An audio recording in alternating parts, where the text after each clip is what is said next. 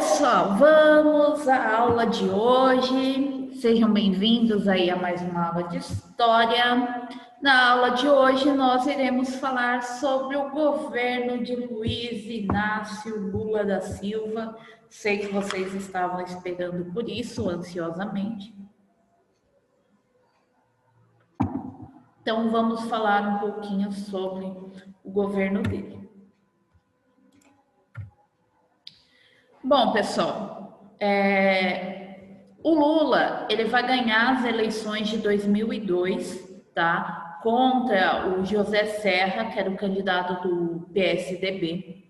E nessas eleições que ocorreram em 2002, ela teve muitos problemas. Por quê? Porque você tem, de um lado, o grupo de conservadores no Brasil fazendo várias campanhas contra o Lula. Não eram campanhas a favor do José Serra, mas eram campanhas contra o Lula. Eles diziam que se o Lula fosse eleito, por ele ser socialista, por ele ser comunista, o Brasil teria problemas econômicos, porque romperia com os Estados Unidos, que os Estados Unidos poderia atacar o Brasil caso ele fosse eleito. Então rolou muito dessas propagandas aí contra o Lula.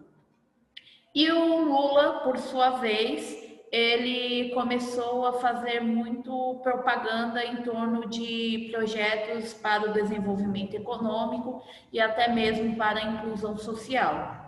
E aí as eleições, elas foram eleições um pouquinho apertadas, foi para o segundo turno, e o Lula, com o segundo turno, contra o José Serra, acabou sendo eleito. E aí, dentro da questão econômica, pelo Lula saber que muitos conservadores estavam com medo da sua candidatura, o Lula acabou nomeando o Henrique Meirelles, que é esse carinha aqui, para presidente do Banco Central do Brasil. Ele já tinha exercido aí cargos executivos e cargos de confiança em diversos bancos, por isso essa nomeação dele acabou acalmando um pouco os ânimos dos conservadores, porque viram aí que as ideias do Lula não seriam impostas de maneira tão radical como eles imaginaram. Se por um lado isso acalmou o ânimo do mercado econômico e dos próprios conservadores, por outro lado isso gerou uma disputa dentro do PT. Muitos companheiros ali do Lula dentro do PT não gostaram dessa postura conservadora, neoliberal do Lula e acabaram quebrando relações com o PT. Então, é um momento que a gente vai ter dissidentes, pessoas saindo do PT e a formação de um partido novo, que era o Partido Verde, o atual Partido Verde. Então, se vocês forem verificar aí, muitas pessoas que são do Partido Verde, antigamente elas eram do PT. Pessoal, tá travando um pouco, mas é por conta da chuva e a internet, tá? Estão conseguindo me ouvir? Tudo bem, prof. Uhum. Sim, sim. Ok. Qualquer coisa, vocês me dão um toque.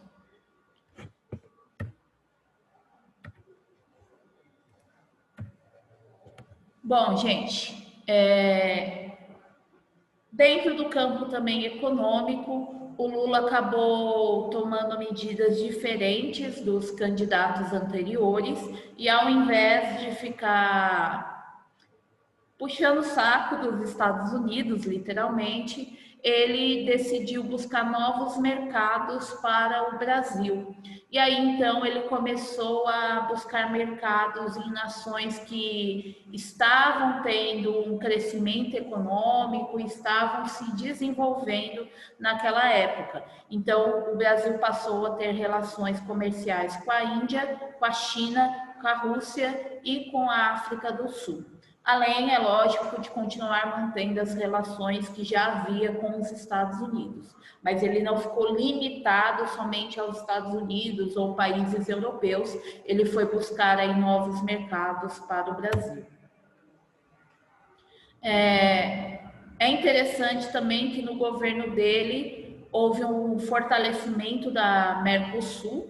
O Brasil ele entrou na Mercosul no governo anterior e ele vai procurar fortalecer essas relações na Mercosul, ampliando as políticas econômicas e a cooperação com os países da América Latina, principalmente. Então, além de buscar mercados econômicos na Ásia, ele também vai fortalecer a relação econômica com os países da América Latina. Bom, o outro programa dele, que era um programa mais social, acabou fazendo muito sucesso, que é o programa Fome Zero, tá? A criação do programa Fome Zero estava atrelada ao programa Bolsa da Família e consistia em destinar uma quantidade mensal para as famílias que viviam abaixo da linha da pobreza no Brasil. Eram aquelas famílias que não tinham absolutamente nada.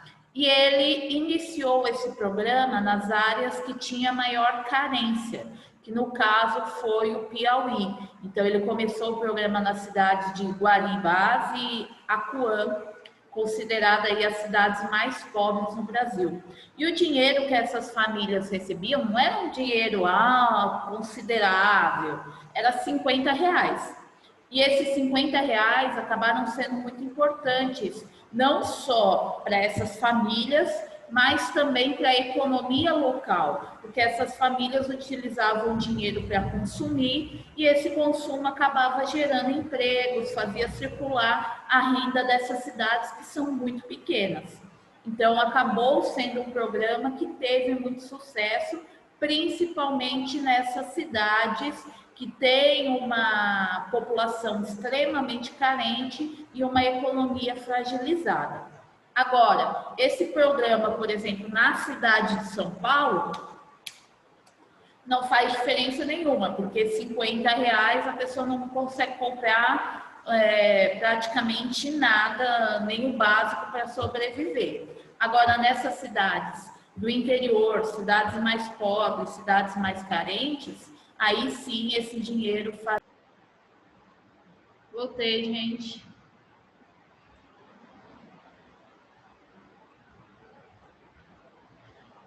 Conectando o áudio. Foi da minha internet.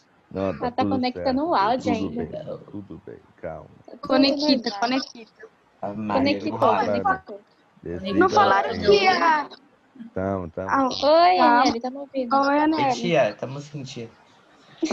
Tem nada, Henrique. Nada. Eu caí, a internet tá oscilando aqui por conta da chuva. Poxa, professora, não deixou nem eu ficar 10 segundos de anfitriã. Vocês chegaram a ouvir sobre o programa Fome Zero e o Bolsa Família? Só um pouquinho, aí travou bem no meio. Só um pouco. Travou na parte da economia, eu acho, do local.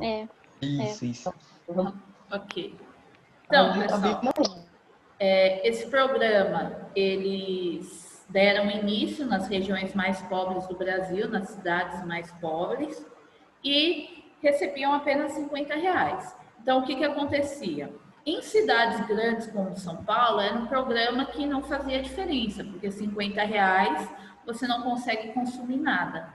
Mas nessas cidades pequenas eram extremamente importantes porque fazia girar a economia. A pessoa com R$ 50 conseguia comprar o básico para sobreviver e aí fazia o quê? O mercadinho crescer e o mercadinho gerava empregos para a população. Então fazia a economia girar nessas cidades, o que fazia melhorar as condições naquela região.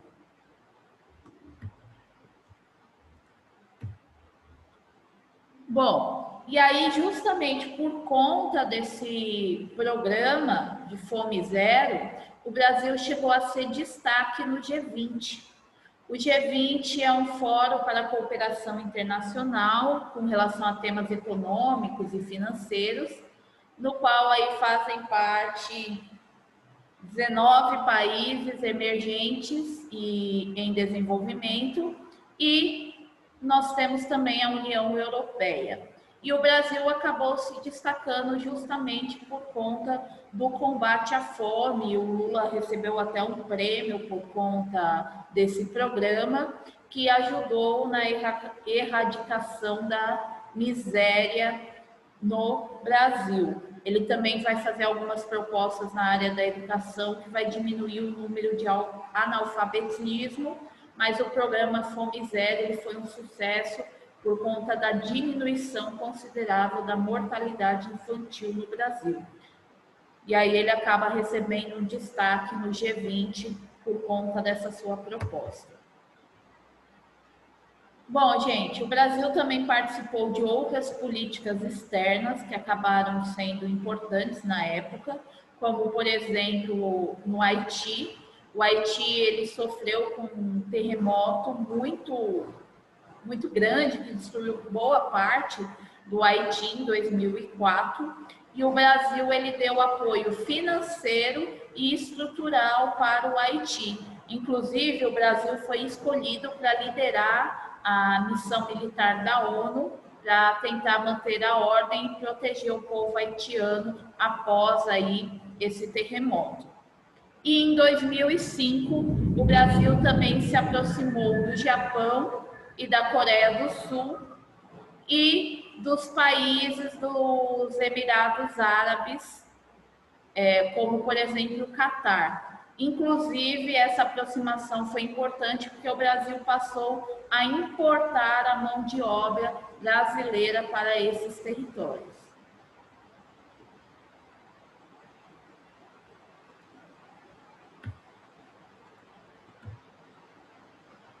Bom, gente, e aí o que acontece? Nesse primeiro mandato do Lula, ele acabou tendo um grande destaque nas suas ações sociais. E aí, em 2006, a gente tem novamente eleições para presidente e o Lula novamente vai se destacar no cenário político brasileiro, no qual ele vai acabar vencendo o Geraldo Alckmin nas eleições. E aí o que acontece? O Lula, nesse momento, ele estava sofrendo críticas das alas mais radicais da esquerda, porque ele não rompeu com o modelo econômico neoliberal. Então, por mais que o partido dele tenha propostas sociais, ele manteve o projeto neoliberal. A economia em si brasileira, ela estava equilibrada, o que ela não apresentava nos governos anteriores, e a inflação ela foi controlada. Então, isso foi um ponto positivo para esse primeiro mandato no governo dele. Em contrapartida, havia uma política de juros muito altos no Brasil, e isso acabava encarecendo os bens duráveis. Produtos como eletrodomésticos, e isso não deixava contente nem a classe média, nem a elite, que são os grupos que têm mais acesso a esses bens duráveis. E aí, nas eleições de 2006, o Lula acabou se destacando novamente, porque o primeiro mandato dele não teve grandes repercussões negativas, e ele acabou vencendo o segundo turno com 60% dos votos válidos contra 40% do Geraldo Alckmin do PSDB. E aí, então, no segundo mandato, o Lula continuou com seus programas sociais e ele criou, então, o Programa de Aceleração do Crescimento, que foi o PAC. Esse programa usou aí investimento de bilhões de reais para tentar modernizar o Brasil. Então, ele fez a criação de portos, ele fez a transposição do Rio São Francisco, que foi muito importante para levar água para o Nordeste. Ele fez reformas de estradas federais, modernização de aeroportos e outros aí projetos estruturais que gerou gastos de bilhões de reais, tá? E nós temos também o programa de erradicação do trabalho infantil, que é o PET. Esse programa, ele não foi uma criação do Lula, ele foi criado em 1996, no primeiro mandato do Fernando Henrique Cardoso, e ele tinha o objetivo de tirar aí as crianças e os adolescentes desse trabalho infantil, tá? E aí, no governo Lula, esse programa acabou tendo um crescimento, foi repassado uma verba maior para esse programa, e a ideia era fazer com que essas crianças permanecessem nas escolas e tivessem acesso às atividades culturais e esportivas. E aí, basicamente, ele ficou atrelado à ideia do Bolsa Família, porque para as famílias receberem o dinheiro do Bolsa Família, as crianças, os filhos, tinham que estar na escola. Então, se os filhos tivessem ausências muito grandes nas escolas, as escolas informavam e o Bolsa Família era cortado. Então, era uma maneira de manter essas crianças e adolescentes nas escolas. Bom, também foi criado aí o programa Luz para Todos. Esse programa ele foi criado em 2003 e visava levar luz para todas as famílias, principalmente naquelas áreas mais carentes. O projeto ele só vai ganhar força mesmo em 2008 e ele vai ter aí um sucesso no qual ele vai alcançar 7,2 milhões de pessoas, chegando até dobrar em 2010. Então, ele vai conseguir levar luz elétrica para muitas famílias, até mesmo aquelas famílias mais distantes do Nordeste brasileiro.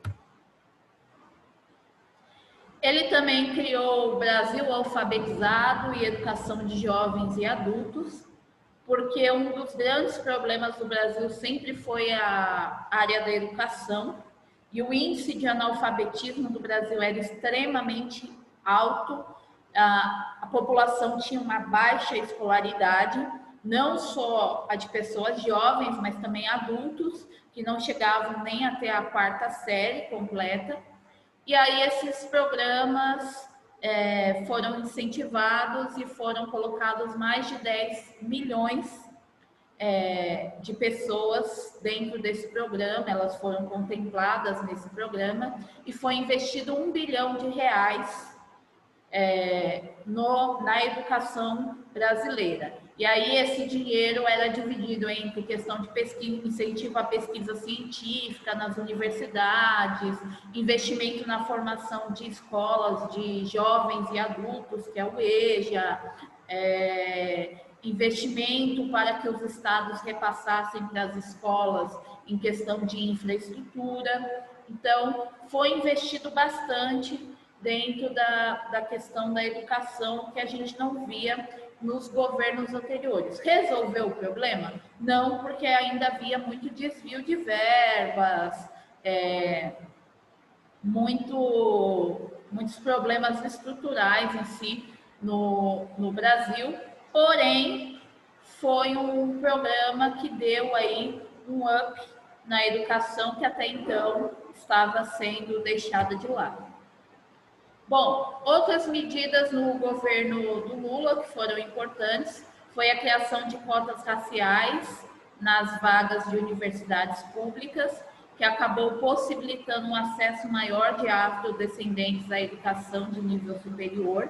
Até então, os afrodescendentes eles não tinham quase acesso nenhum à educação pública no ensino superior, e essas cotas raciais veio aí equilibrar um pouco essa situação brasileira.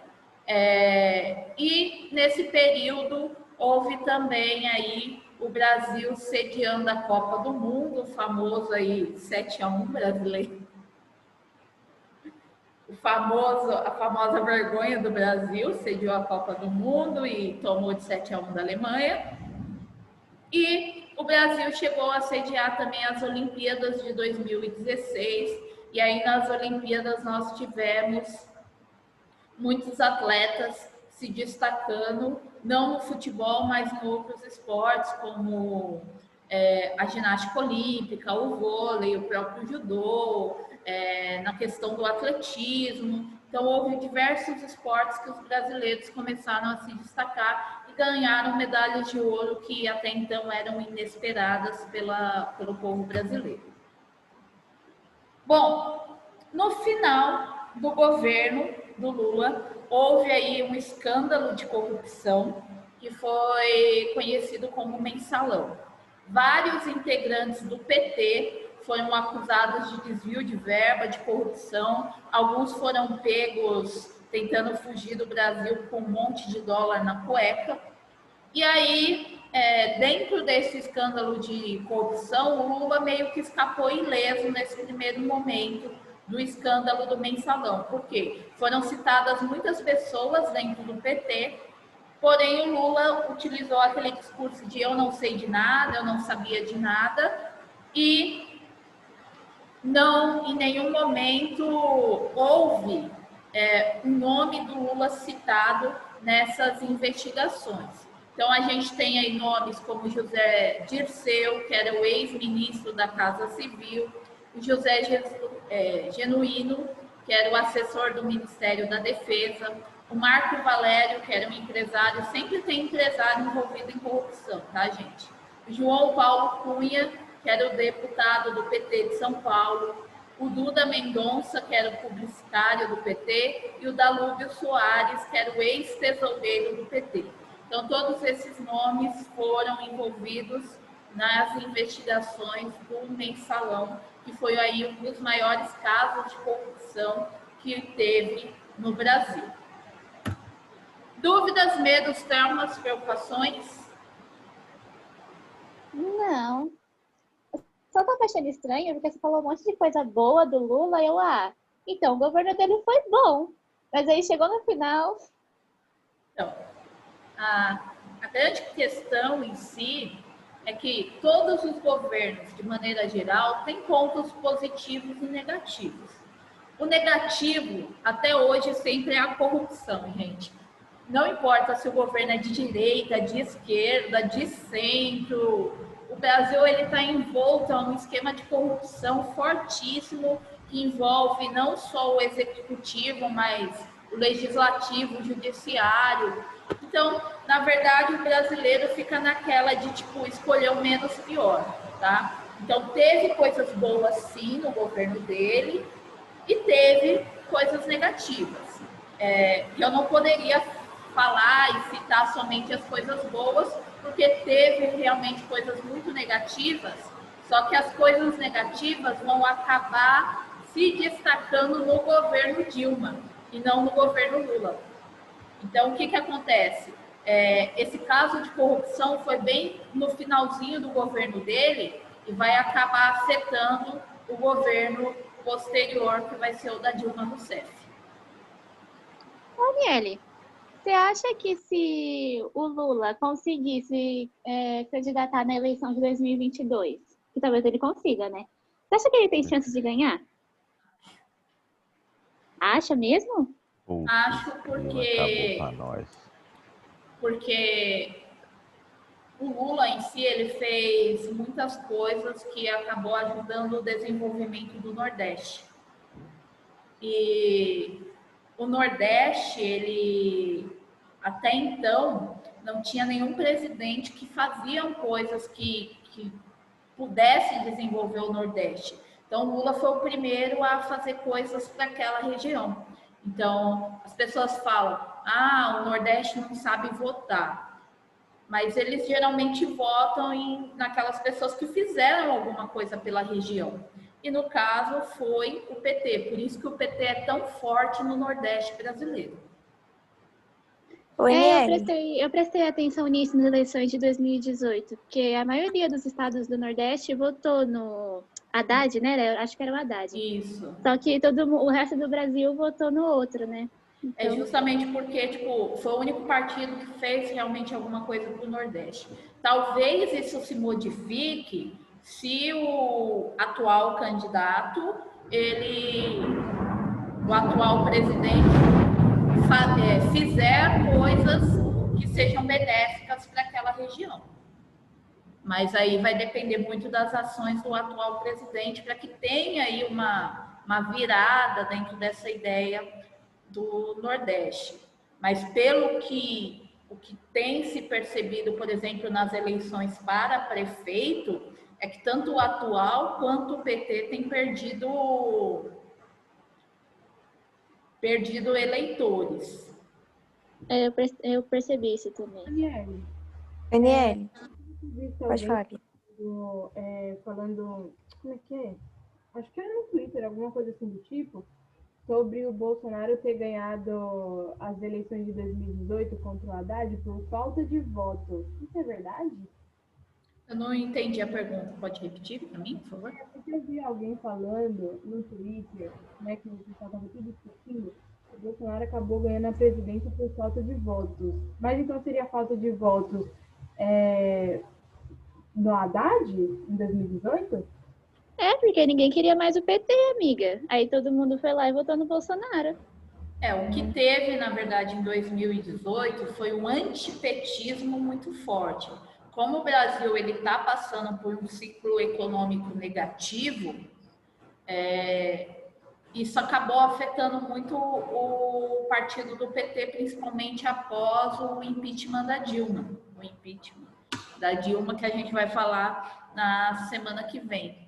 E aí, muitas pessoas começaram a votar naqueles candidatos que eram mais, que se posicionavam mais contra o PT. E aí, com os discursos do Bolsonaro, ele acabou conseguindo aí o maior número de eleitores. Mas ainda assim, foi uma disputa muito apertada.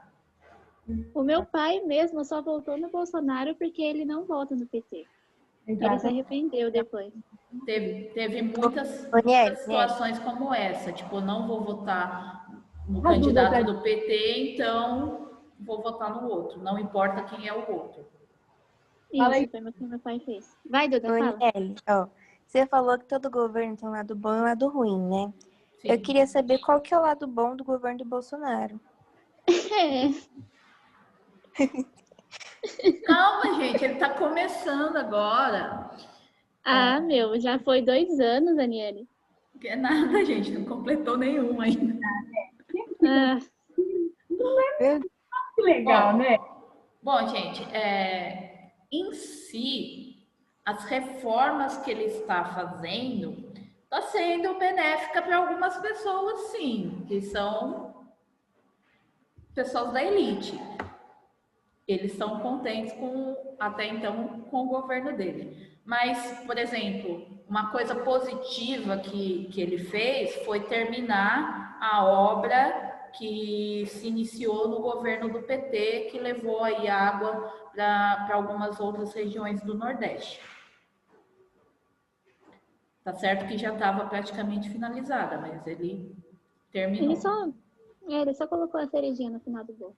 Agora com relação a outras coisas, eu prefiro esperar para ter de fato um posicionamento, porque toda decisão que um presidente toma, ela vai ser benéfica para um grupo e de alguma forma vai ser ruim para outro grupo. Então, geralmente eu limpo a maioria, né? Aí ferra o negócio. Né? Então, na verdade, a gente tem que analisar muito a situação em si. Mas é um governo que começou já bem tumultuado e a gente tem que esperar para ver o que vai acontecer. Ele pode acabar surpreendendo e melhorando nos próximos anos, como pode acabar caindo cada vez mais. Então, é algo que não tem como a gente determinar. Tem que esperar, ver como que vai ser o trabalho dele e aí nas próximas eleições decidir se é interessante mudar ou não. Aniele, por conta dessa atuação dele contra o coronavírus, né? Eu acho que ele não vai conseguir se reeleger, não. Pois é. É porque é complicado. Ao mesmo tempo que tem muitas pessoas que são contra as ações e as medidas que ele tomou, tem muitas pessoas que ainda são a favor, que tem aquela ideia do extremismo político, sabe? Então, tem muitas pessoas que pegam aquele discurso que tudo que está se falando dele, na verdade, é uma propaganda negativa causada pela oposição ou pelos meios de comunicação. Então, você tem aí os dois lados em si. Você tem muitas pessoas que estão descontentes com a situação e ao mesmo tempo que você tem muitas pessoas que são a favor. Então, não tem como a gente determinar de fato como que vai ser as próximas eleições, porque ainda está uma situação muito complicada, controversa no Brasil politicamente. Você ainda está tendo muito extremos, tanto da esquerda quanto da direita. E isso é uma coisa muito complicada para um país, essa divergência política muito grande, muito acentuada, que é o momento que o Brasil está vivendo. Aniele, mas eu acho que os jovens de atualmente são os mais afetados, né? Que eles têm acesso às redes sociais, que não sei o quê, e nas redes sociais a maior parte das pessoas que tem criticam o Bolsonaro. Então, e tipo, a gente já tem 14 anos, alguns 15, outros 16. Então, em 2022, a maioria aqui já vai poder votar. E tem muita gente que vai querer tirar o Bolsonaro nesse voto facultativo. Mas aí o que acontece? Depende muito das redes sociais no qual você faz parte, porque geralmente as notícias que você recebe têm a ver com aquelas notícias suas de maior interesse. Então, provavelmente, o grupo no qual você faz parte, você tem aí um grupo em que a maioria não está gostando do governo dele. Nas minhas redes sociais, por exemplo, é bem dividido. Eu tenho um grupo que não gosta do posicionamento dele de jeito nenhum, mas tenho pessoas que defendem ferrenhamente cada ação que ele faz. Então, é uma situação que a gente não tem como prever. Tem que esperar mesmo, porque o mandato dele vai durar 4 anos, então a gente tem que esperar para ver se realmente vai melhorar, se ele vai conseguir fazer alguma coisa, ou se as medidas dele não vão funcionar no Brasil. Por enquanto, a gente tem esse quadro de pessoas que defendem ele a todo custo e pessoas que estão criticando qualquer coisa que ele faça. Então, tem essa divisão, né? Vamos ver o que vai dar. Vai ter que esperar. Né? Eu acho que ele também já poderia ter feito umas coisinhas aí, umas coisinhas lá. Mas ele não tá muito... Né? Na verdade, a gente tem que esperar, porque ou isso aí vai se acentuar e a população vai pressionar para ele sair, ou ele vai terminar o mandato dele e aí as eleições vão decidir se vai continuar ou não. É tudo um grande mistério, né? Mas você viu que o Brasil vai sair do top 10 melhores economias do mundo, não é? Então. Aí nós estamos ferrados. Mas ainda assim tem gente que defende. Tem, pois é, isso aqui. Porque, por exemplo, o Brasil sair do top 10 das economias do mundo pode estar beneficiando alguém, a gente não sabe. Cara, o que eu acho que é quando você tem alguém que defende ali dentro da sua casa e você não pode falar um A, porque essa pessoa é a autoridade da casa. Então, revoltada com essa ideia. Felizmente, meu pai se arrependeu de ter votado nele. Aí ele fala mal dele junto com a minha mãe e comigo. Bom, gente, é assim. Eu acho que enquanto vocês têm a oportunidade de votar, então, por exemplo, se você tem 16, 17 anos e tem a oportunidade de votar, eu acho sim interessante vocês tirarem o título de eleitor e votar, porque a decisão, a escolha afeta a vida de todo mundo, principalmente de vocês que vão estar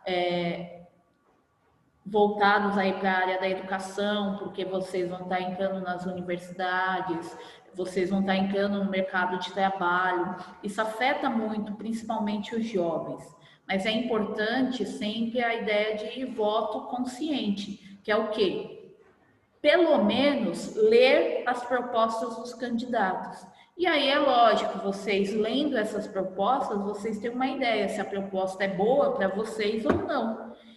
E eu sempre aconselho, tipo, votar de acordo com as propostas e não por partidos. Porque, querendo ou não, o candidato ele vai apresentar a proposta do partido dele. Então, analisem as propostas e vejam qual proposta se adequa mais àquilo que vocês, a ideia que vocês têm de mundo. Tá bom? Bom, pessoal, por hoje é só. Essa semana não vai ter atividade, tá bom? Então, sexta-feira vocês vão ter aí o dia livre para fazer a prova de vocês. E semana que vem a gente finaliza esse capítulo com o governo da Dilma e um trechinho ali do governo Temer. Beleza. Bom? Beleza, prof.